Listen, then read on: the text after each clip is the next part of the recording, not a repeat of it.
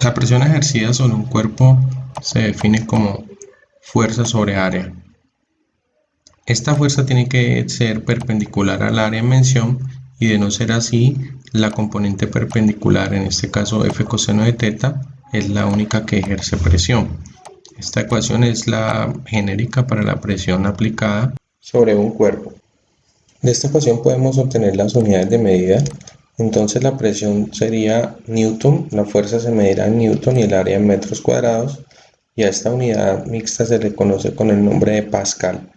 El Pascal. La unidad de presión en el sistema internacional es el Pascal, que equivale a un Newton por metro cuadrado.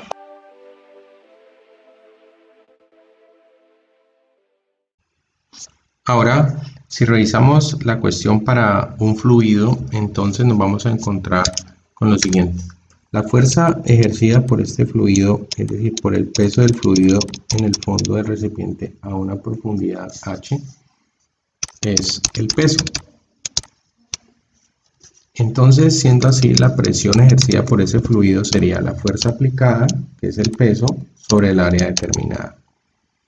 Recordemos que para cualquier fluido y para cualquier cuerpo en sí, la densidad se define como masa sobre volumen. De esta forma, la masa se despeja como densidad por volumen. La presión entonces queda definida como densidad por volumen por G sobre área. Y este volumen lo puedo expresar en este dibujo como área de la base por la altura h, que en este caso se representa la profundidad. La profundidad, hay que aclarar, se mide desde la superficie libre del fluido hacia el fondo, hacia donde se quiere medir la presión. Entonces el volumen expresado en términos del área de h sería B igual al área de la base por la altura. Esta ecuación entonces la introducimos en esta parte y nos quedaría que la presión es igual a la densidad por área de la base por la profundidad h por g sobre el área. Como esta área es la misma, se puede simplificar, quedando entonces una expresión para la presión: densidad del fluido por g por h, que es la profundidad. Como se puede observar, en esta expresión tiene muchísima importancia la densidad del fluido y la profundidad, es decir, la presión depende directamente de la densidad del fluido, la gravedad y la profundidad. Como se observa también en esta ecuación, podemos inferir que la presión no depende de la cantidad de masa del fluido, ni depende de la forma del fluido, ni del área ocupada por el fluido.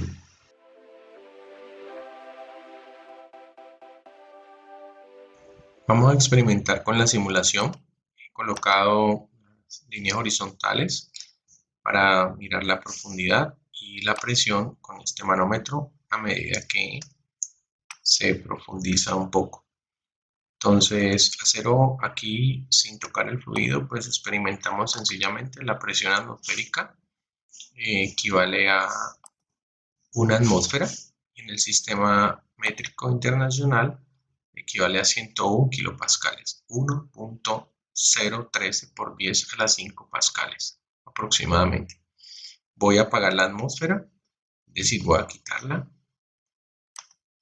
y vemos que la presión allí sería 0 pascales, pues no hay presión atmosférica. Vamos a encenderla y entonces nos vamos a dar cuenta que este manómetro va a medir la presión absoluta, que sería la presión atmosférica, incluyéndola, y la presión debida al fluido, que ya obtuvimos una expresión para ella, que es densidad del fluido por gravedad por profundidad. Aquí tenemos entonces a 1 metro de profundidad 110 kilopascales, a 2 metros tenemos 119 y a 3 metros 129. Experimentemos ahora con el recipiente. En el fondo tenemos una presión 101.3 kilopascales, esa es la presión atmosférica, y vamos llenándolo observando que a medida que aumenta la profundidad, aumenta la presión. Miremos con el cambio del fluido, la densidad. A medida que aumenta la densidad del fluido, aumenta la presión, y si disminuye por debajo del valor de la densidad del agua, pues la presión también disminuye a la misma profundidad.